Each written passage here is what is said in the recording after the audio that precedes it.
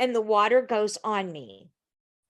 And honestly, I have to tell you, at that moment, Abby, we weren't really on the outs. We were starting to get there because of the tension, but we weren't there.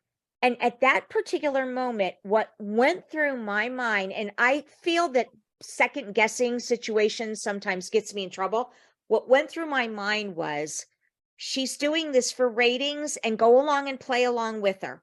So that's when I went, bam. And I didn't mean to do that either, because I thought, okay, you're going to love this. You're going to love that I'm swatting my purse at you because you just threw water on me. I was so wet after Jill then doused me with water, soaked to my underwear.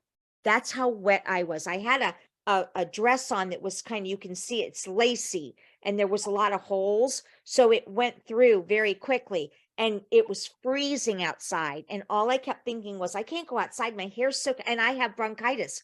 But I honestly, from the bottom of my heart, that I thought that you were doing that for ratings. And I thought, she's going to love me playing along with her. And, you know, it was the catalyst then, that it was the straw that broke the camel's back for us not to be friendly with each other, and to, you know, be defensive with each other. Well, I think, Cathy, it was not only the last straw with you, but it was the show. It was everything. It's like, what am I doing? Well, I'm getting hit now by a woman, a friend that I knew. I'm getting screamed at by some dad that doesn't even know me or what I've done. You know, and I'm looking at it like, hell, they should be grateful that there was a show for them to be on. It was just too much.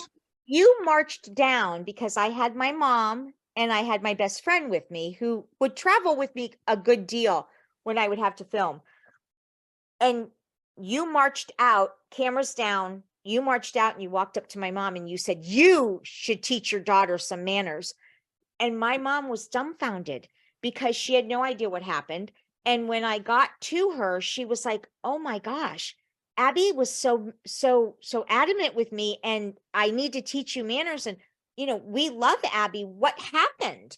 And I was like, you know, I got doused with water by Jill. I hit her with my purse. It was ugly, Mom. It was an ugly situation. People ask me often, do I regret anything that I said on the show?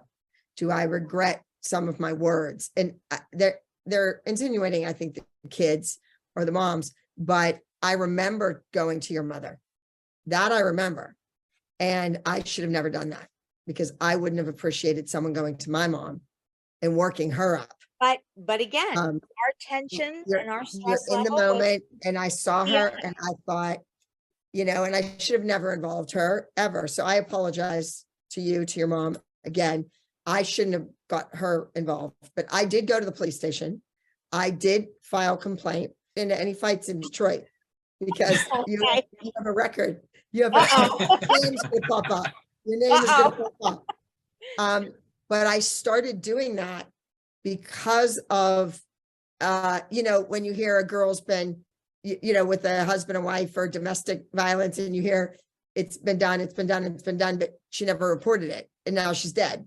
And it's like, well, had she reported it, then, you know, they would know it was him or whatever. So I started that with you, and then with that choreographer that they brought on to be your choreographer down the road. Anthony.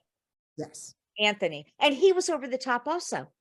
But what stinks, Abby, is that we didn't have the support of our production company. This is what they wanted. This is what they wanted. And we couldn't turn to them if there was something that was troubling, because this is what they wanted. Have you spoken to Jill ever? I was telling Michael here that, you know, it's my shtick that I don't like Jill. It's my gimmick that I don't like Jill. But I did go to lunch with her one time when we were filming, and I always judge people by if I worked in an office.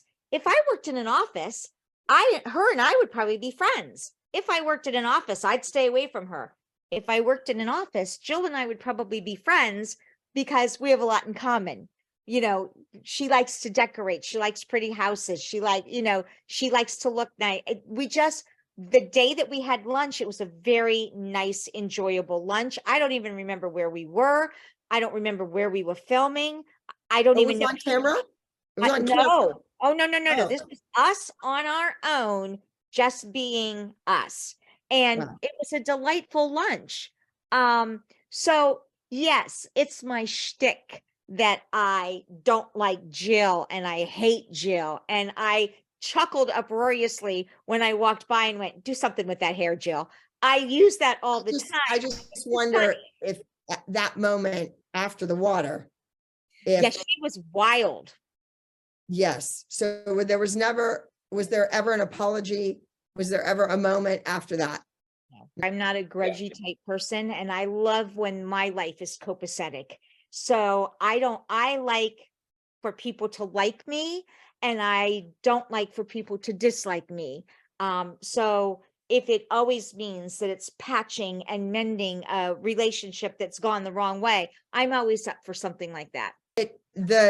Cathy, and you probably agree with me that the children seem to have, you have one in your own house, so maybe you can speak from a more personal experience, but the kids, I don't understand how they always thought that it was them against me. I was always their ally, their advocate for them with the network.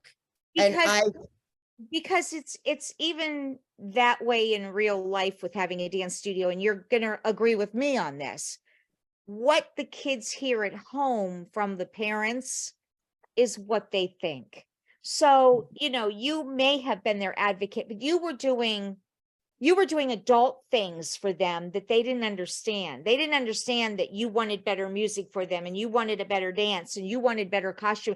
They didn't understand that that was for them because they're children. So what they may have heard was the complaining and the grumbling because the adults were grumbling. And I've had that at my dance studio. You can tell when a kid has had dinner talk about Miss Cathy at the dance studio. You can tell because that kid comes in and then has a grudge or an attitude or a chip on their shoulder about you. So the girls, you were dealing with 8 and 9-year-olds. Brooke was your oldest. The girls didn't get that you were doing that for them. I You don't get it. yes, I but they get it. always so toxic. They used that word. It was so toxic. It was this, it was that.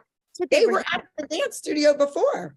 Right, They but were that's there. what They were in the doing. recitals. They were going to the competitions. They were going to the conventions. It was their life and they loved it. Right. Not every minute you wanted to win in real life. You wanted to not be last. You wanted to place. You wanted to get the title or be in the top 10 or whatever. But how it went from their real life to being on this reality show that they all detest. I just bumped into somebody that used to dance at my studio here in LA. And they said that they saw one of the kids out in public and they were, hi, how are you? And they just looked at them like they were dirt.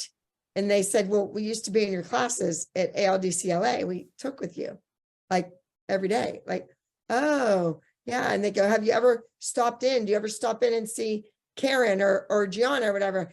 No, I would never. That's the worst time of my life I've ever had. I can't even try to remember. It's awful.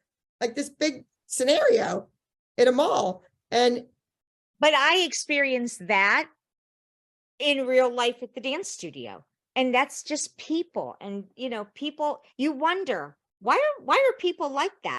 Well, if it's any consolation, when people ask Vivi, she never says, oh, it was a horrible experience. It was a horrible experience. She never says that. She's right now, I think that Vivi is enjoying her notoriety. The kids at the public school were wild. This is Vivi from Dance Moms.